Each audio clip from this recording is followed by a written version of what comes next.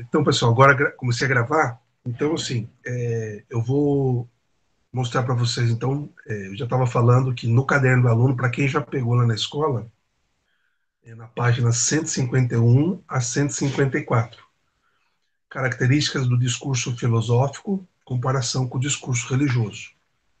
Então, nós temos aqui para análise um texto do padre Antônio Vieira, famoso Sermão da Sexagésima, padre Antônio Vieira.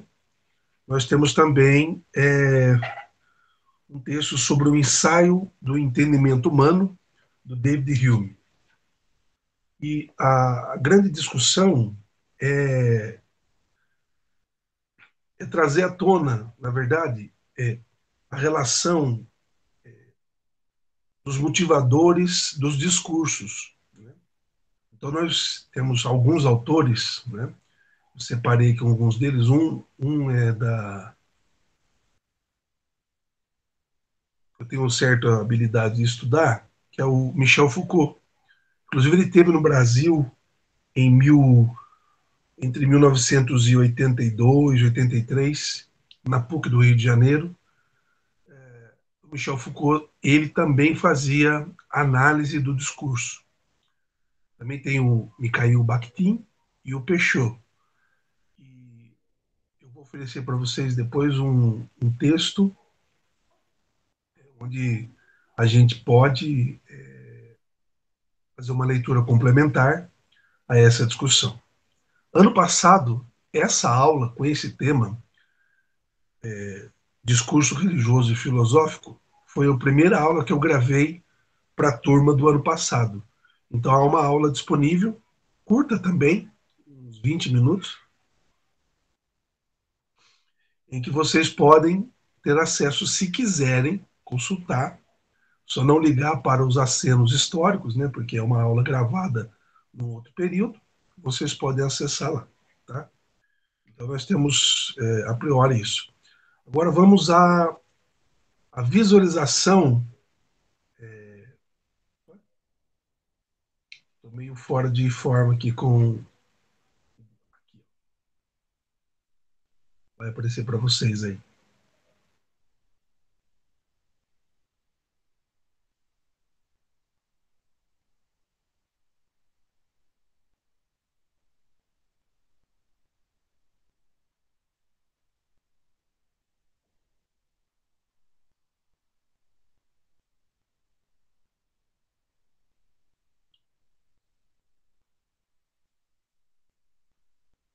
Apareceu? Só alguém confirma, por favor.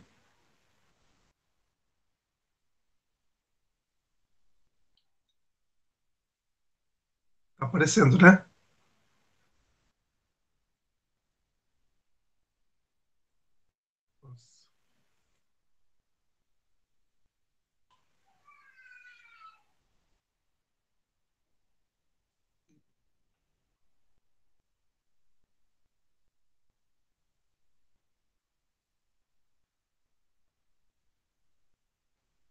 Então, aqui vocês têm. Isso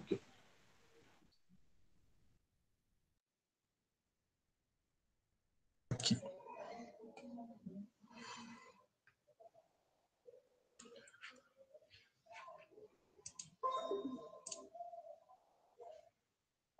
Galera, vocês me escutam? Escuto, sim, senhor. Sim? Sim. Beleza. Estão vendo aí o slide? Sim. Obrigado. Então, ó, os discursos e suas características. Então, o religioso e o filosófico. Habilidade de hoje. Habilidade marcada é identificar marcas do discurso filosófico, religioso e mitológico.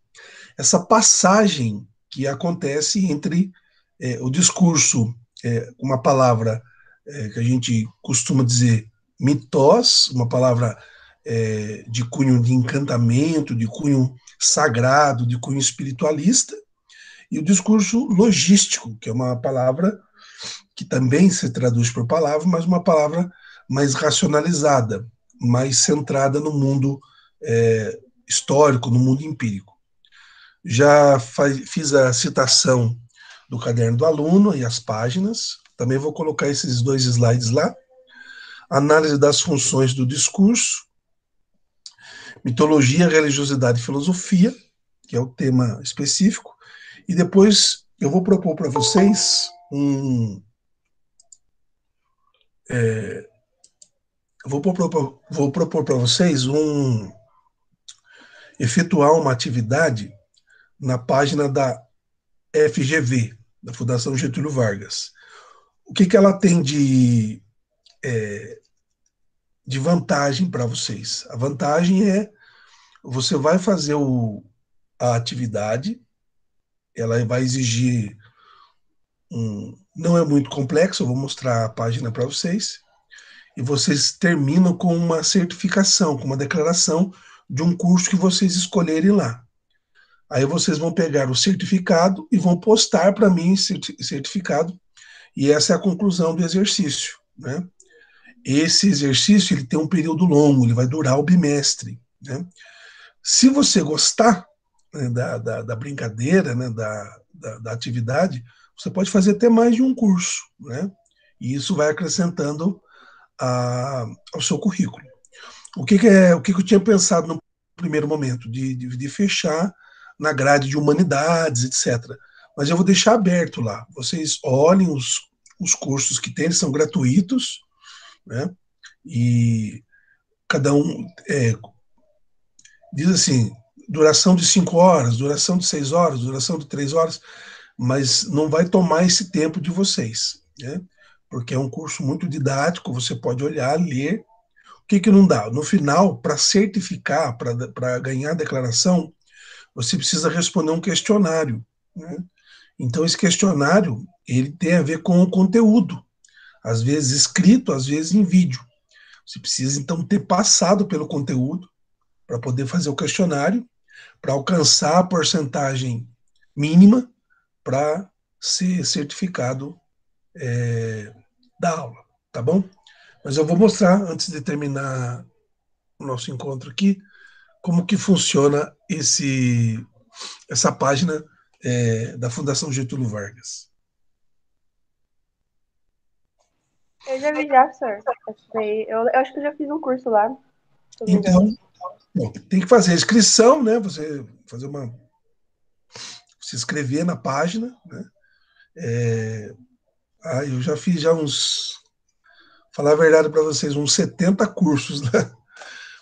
Senhor, já viu a Fundação Bradesco? Também tem. Eu pensei que vocês poderiam também escolher a Fundação Bradesco. Se vocês quiserem, ao invés de ser a Getúlio Vargas que eu estou oferecendo, pode fazer na Bradesco também, que é gratuito. Aí, senhor, eu acho a Fundação Bradesco melhor, tem mais cursos, assim, mais atuais.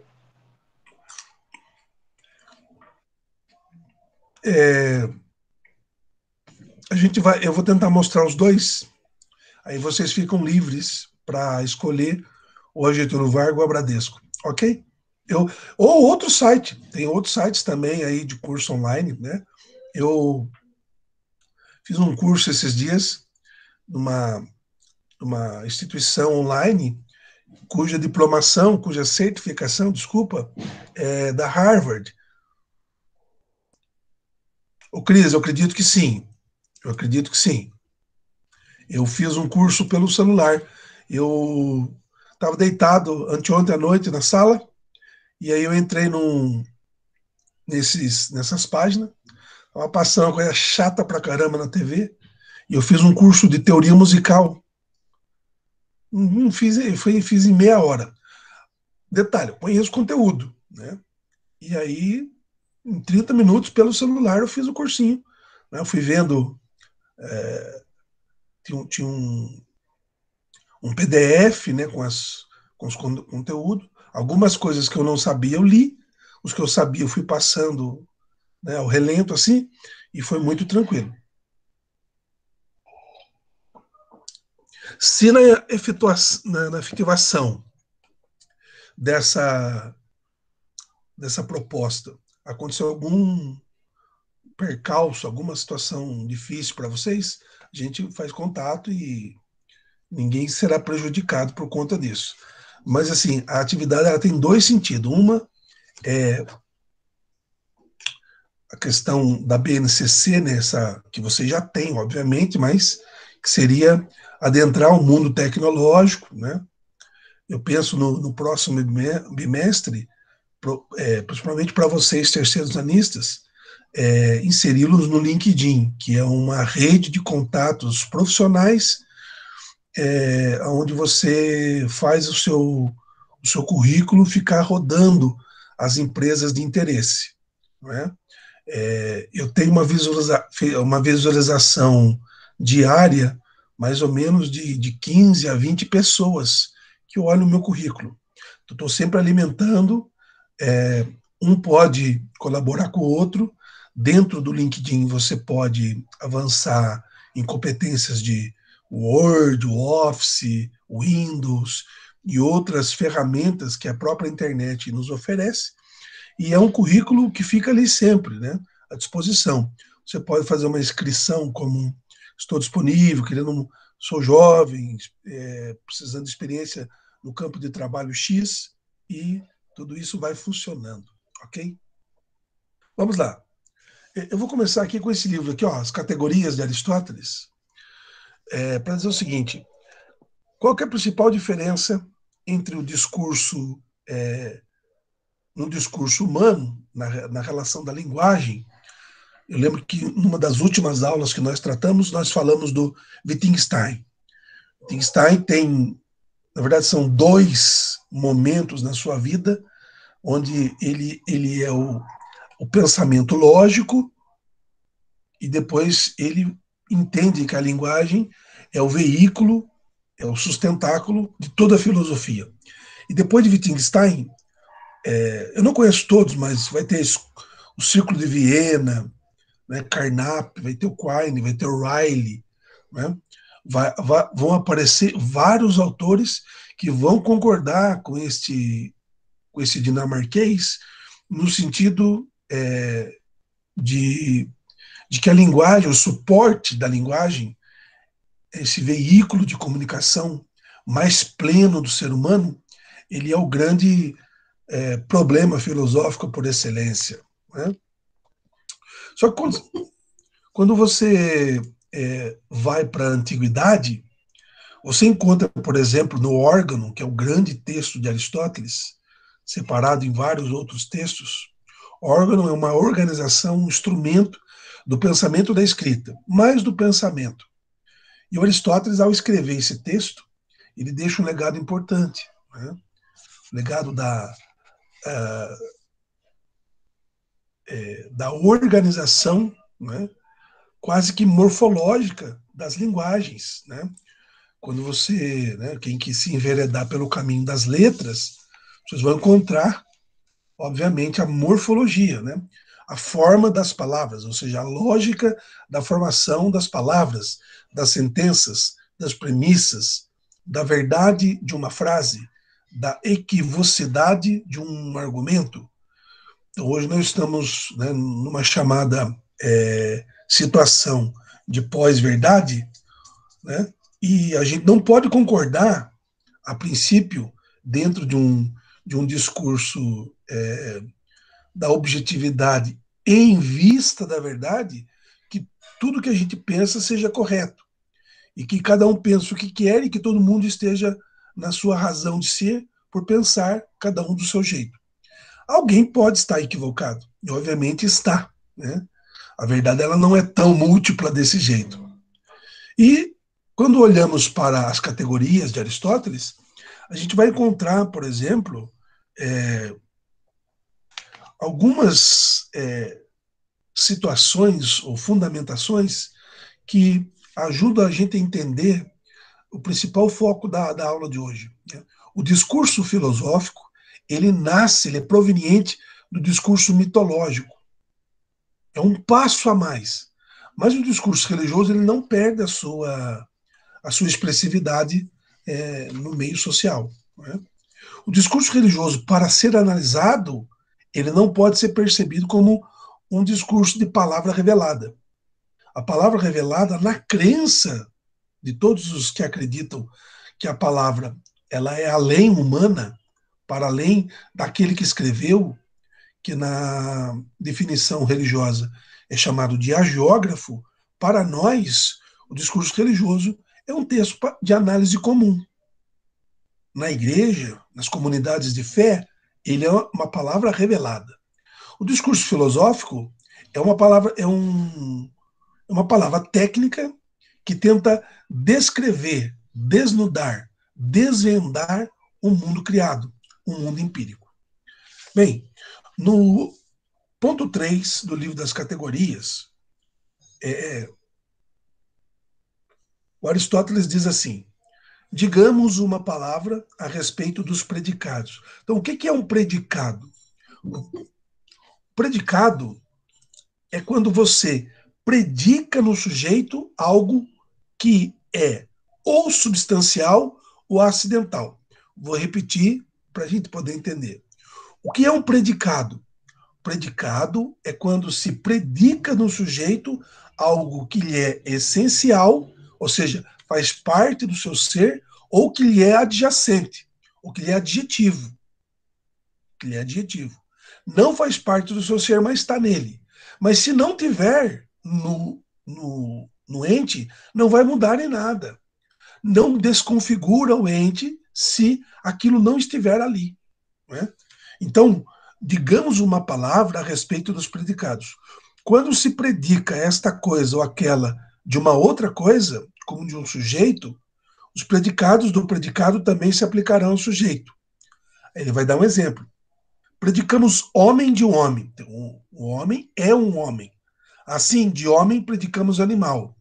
O Aristóteles, ele chama o homem de zoon politikon, animal político. Zoon, de zoologia, zoon, em grego é vida. Então, mas também é animal. Mas não é animal no sentido mais pejorativo, no sentido que nós habitualmente entendemos por animal.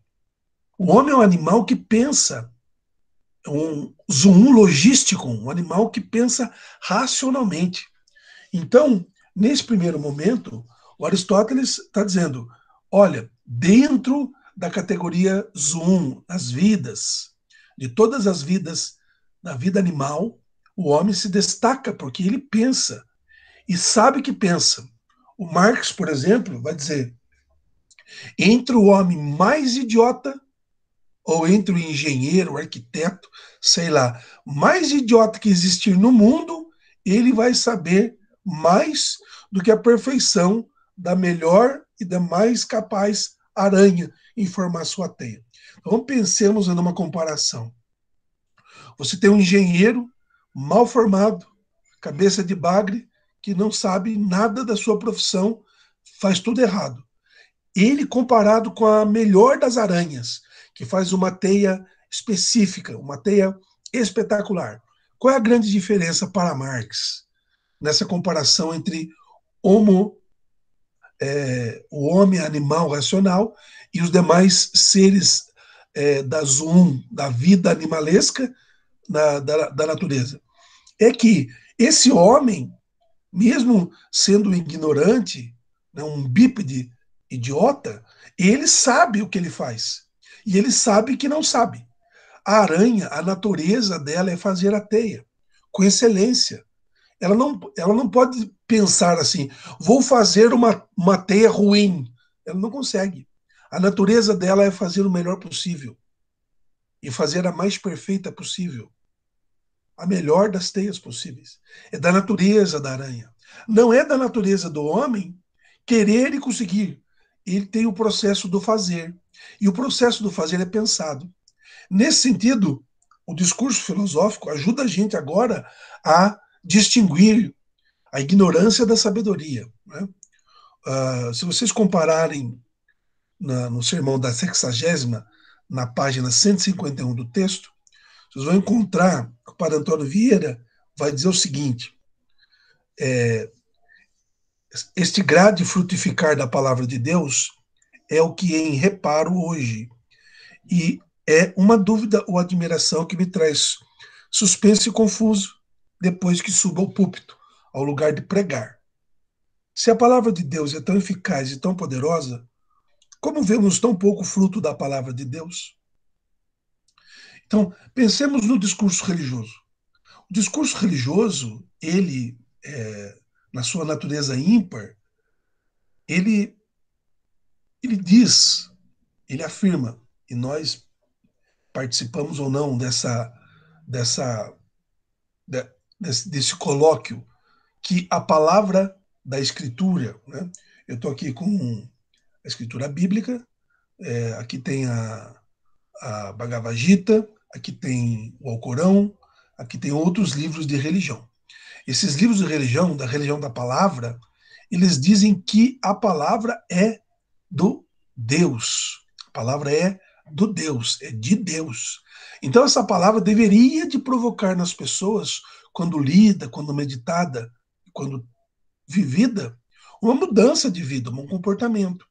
Mas ao longo da história, o Padre Vieira está dizendo, por que não vemos fruto dessa palavra de Deus no comportamento histórico das pessoas ou das sociedades? Então, esse sermão é famoso porque ele não está questionando a eficiência ou a eficácia da palavra de Deus. Ele está questionando será mesmo que as pessoas acreditam que o discurso religioso, que o discurso, que a palavra presente nesses textos ditos sagrados é realmente uma palavra divina e que tem algo a mais que modifica o nosso comportamento? Né? Se com cada 100 sermões se convertera ou emendara um homem, o mundo já seria santo. Então, a ideia do Padre Antônio Vieira é que nós, na prática da palavra revelada ou do discurso religioso, nós entendamos por que e as quantas o mundo se converte. Né? Por exemplo, peguemos uma suposição e sugiro a vocês. Qual é a resposta mais comum para fatalidades entre alguém não crente e alguém com um discurso evidentemente religioso? Ontem, nós encerramos um ciclo de estudos num grupo chamado CEBI, né, que é espalhado pelo Brasil, sobre o livro de Jó. E, rapidamente, Jó era um homem reto, íntegro, tinha muitas posses, tinha 7 filhos, tinha juntas de bois, enfim, era um homem muito próspero. E Satã, passeando pelo mundo, esse bicho gosta de passear pelo mundo no texto, ele diz a Deus, olha, Jó, ele é fiel para você, mas porque você dá as coisas para ele. Se você tirar, ele te amaldiçoa. E Deus autoriza Satã a tirar tudo de Jó, menos a mulher. A mulher de Jó, ela fica na orelha dele buzinando, né? E alguns amigos. No fundo desse texto, nós temos uma teologia da retribuição, que hoje nós chamamos de teologia da prosperidade, que é a ideia de que Deus está próximo daquele que tem as bênçãos. E as bênçãos, elas são entendidas como posses, coisas. E as fatalidades, que eu disse há pouco, né? Mais de 400 mil mortos na pandemia. Por que uma pessoa, no dia do atentado do World Trade Center, ela não foi trabalhar? Ela perdeu o ônibus, ela perdeu o transporte, perdeu a hora, perdeu o metrô, e ela não foi. E tantas outras foram. Como explicar isso? Então, as pessoas com eminentemente discurso religioso mais radical vão dizer que isso é vontade de Deus. E eu acredito que você já tenha ouvido isso alguma vez. Né? Inclusive, a própria escritura judaica, ou a escritura judaica cristã, ela diz que não há nenhum fio de cabelo que caia de nossa cabeça sem que Deus tenha dado a sua permissão. Para a gente não postergar esse finalzinho, o que vocês entendem por isso? De fato, o discurso religioso ele, ele, ele é marcadamente tão forte assim, no sentido de que as coisas passam por esse determinismo teológico? O que vocês pensam disso?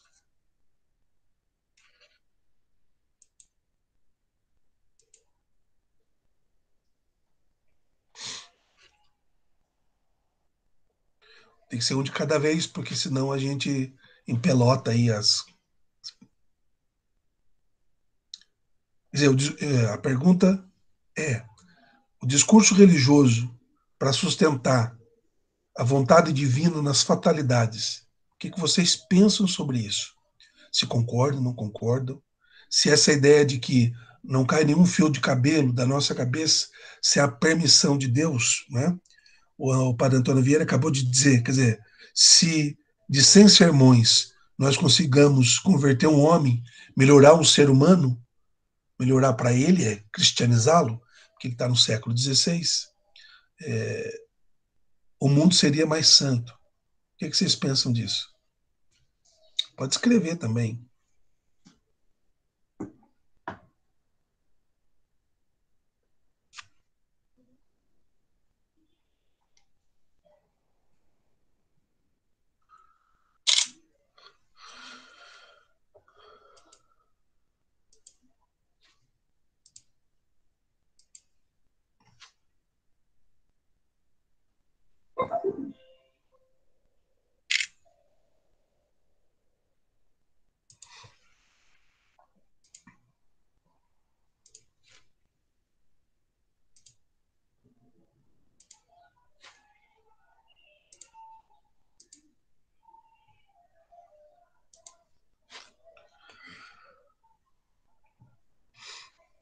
E aí, Karen, alguma opinião? Kaela e Evelyn, Rafaela, Stephanie, Gabriel, Cris, Ariane, Sâmia, oi, Ana Luísa, Carolina, Leonardo. O Leonardo que vocês estão falando, né? Yara, Ana. Eu acho que ele não precisava, não.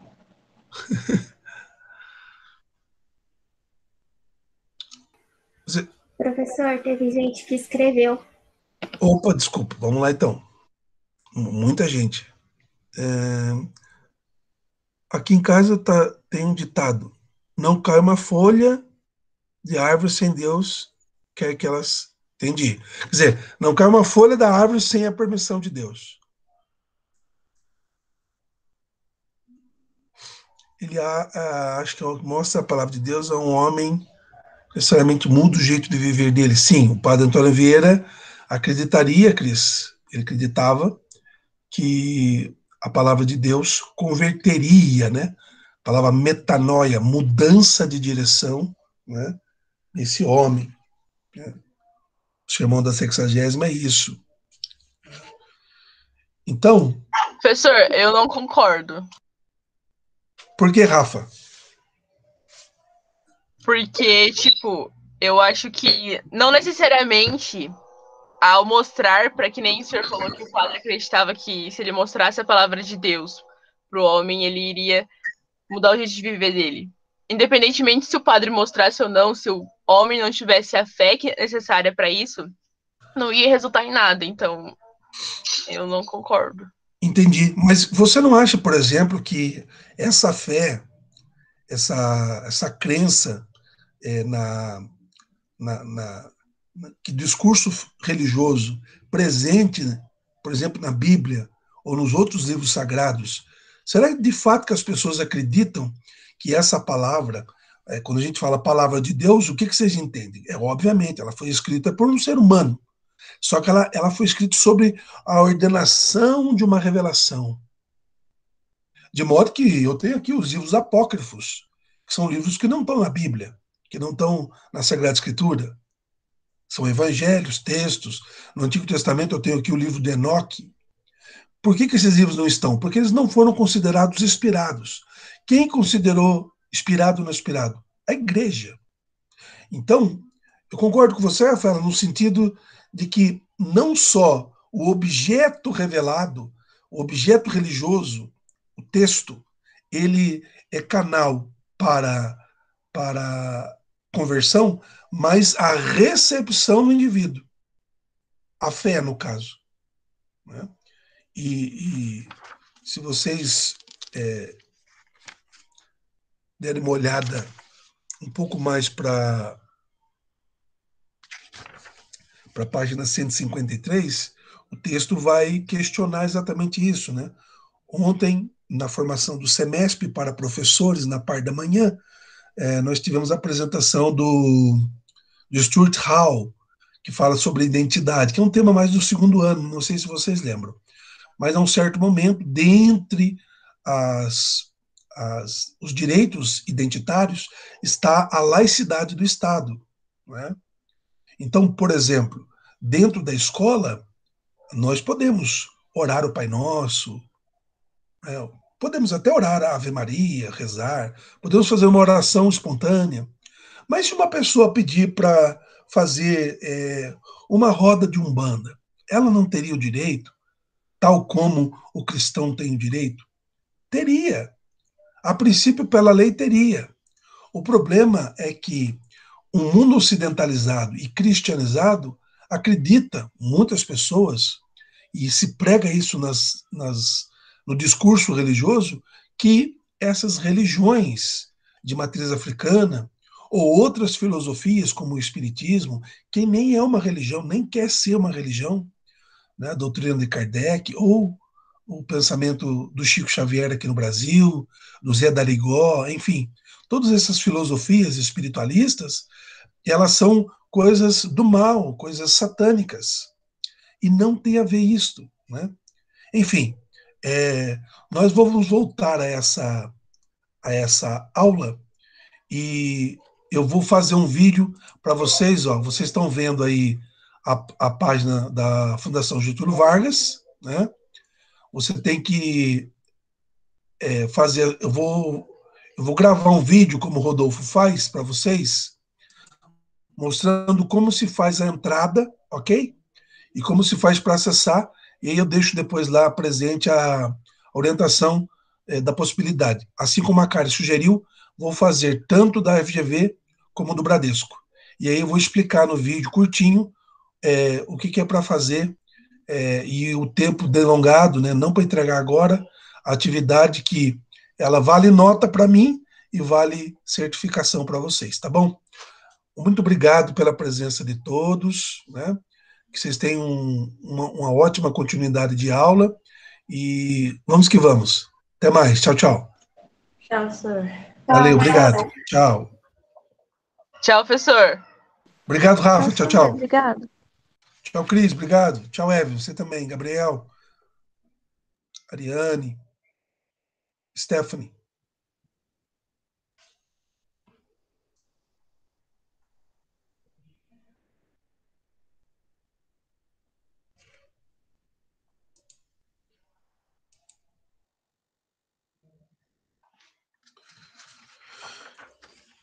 Então, assim, o tempo um pouco, né,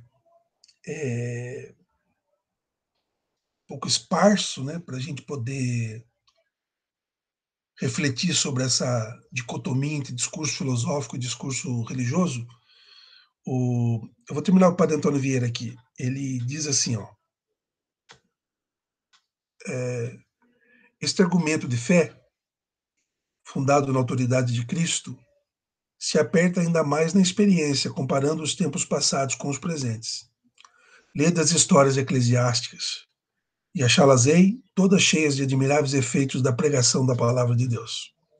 Tantos pecadores convertidos, tanta mudança de vida, tanta reformação de costumes, as mocidades e as gentilezas metendo-se pelos desertos e pelas covas. E hoje do Padre Vieira, hoje nosso, nada disso. Pois se tanto se semeia a palavra de Deus, como é tão pouco fruto? Não um homem em um sermão entre si e se resolva, não há um moço que se arrependa, não há um velho que se desengane. Que é isto? Assim como Deus não é hoje menos onipotente, assim sua palavra não é hoje menos poderosa do que dantes era. Né? Então, realmente,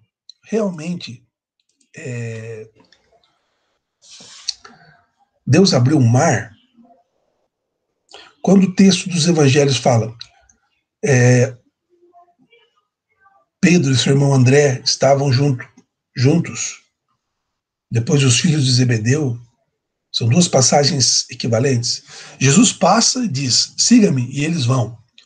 Você seguiria uma pessoa que você não conhece? Ah, mas ele é Jesus, o Filho de Deus. Eles não sabiam.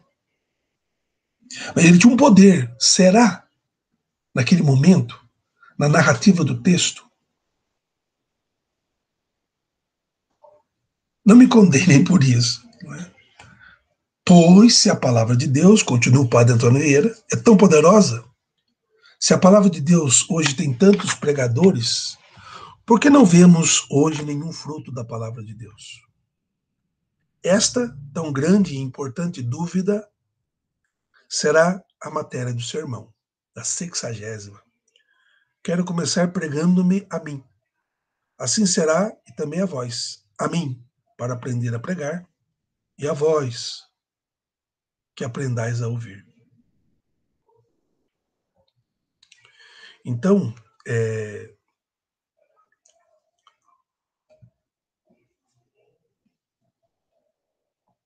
eu acredito que muitos dos pregadores ditos curandeiros, né, as religiões dos milagres, do grande apofático, eles tiveram alguma dificuldade, ou estão tendo alguma dificuldade, com o evento da pandemia. E não é porque Deus não pode, não tem poder de terminar com a pandemia. É que um certo momento da configuração dessa mística do discurso religioso fez-se crer que Deus é uma substância, um ente que está sempre disposto a fazer nossos caprichos, nossas vontades, a toda e qualquer hora. E isso não é verdadeiro. Isso não é verdadeiro.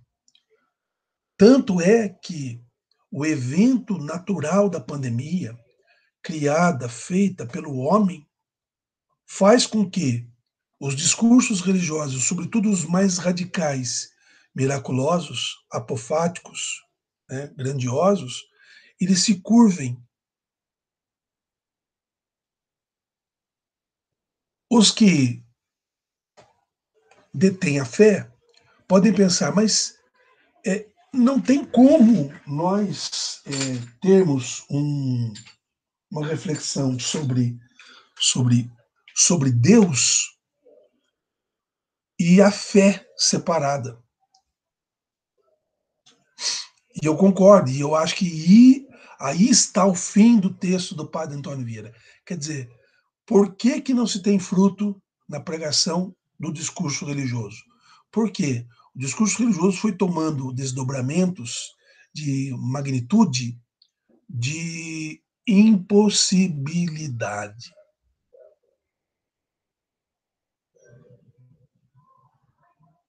Até mesmo levando a uma crença de absurdo a vontade e o poderio de Deus. Então você está dizendo que o Todo-Poderoso não é Todo-Poderoso, desde que ser Todo-Poderoso não interfira no livre-arbítrio, porque essa é a regra. Então eu estou. Então o tema da religião está entrelaçado no texto do padre Antônio Vieira. Contudo, o padre Antônio Vieira diz que há uma fragilidade no discurso. Agora há pouco dizia, como Jesus de Nazaré histórico, o homem veio da Galileia, passou e disse, vem, segue-me. E eles foram e seguiram Cristo. Quer dizer, na teologia, costuma-se dizer que é uma palavra eficaz. É uma palavra que dita produz fruto imediato. Imediato. Mateus, na segunda parte do seu evangelho, vai dizer que dentro do sermão chamado Sermão da Parábola das Sementes, que parte das sementes caiu em terra espinhosa, terra pedregosa e em terra boa. Exatamente porque a comunidade religiosa entendeu que, semeando a palavra, ou dizendo o discurso religioso, nem todo o coração, que é a metáfora do terreno, que recebe essa palavra, responde do mesmo jeito. E não responde, não é porque a palavra não é eficaz. É o que a Rafaela, a colega, dizia, a aluna que saiu da aula. É porque ser e somente ser. A pessoa, ela tem que corroborar com a crença no discurso religioso. Na semana que vem, na próxima aula, né, se vocês acompanharem, nós vamos tratar então do discurso filosófico e dessa passagem do mito para a filosofia, tratando da análise do discurso Bakhtin Foucault, mas partiremos do David Hume, né, um trecho do seu ensaio sobre o entendimento humano. Valeu, um abraço, até a próxima.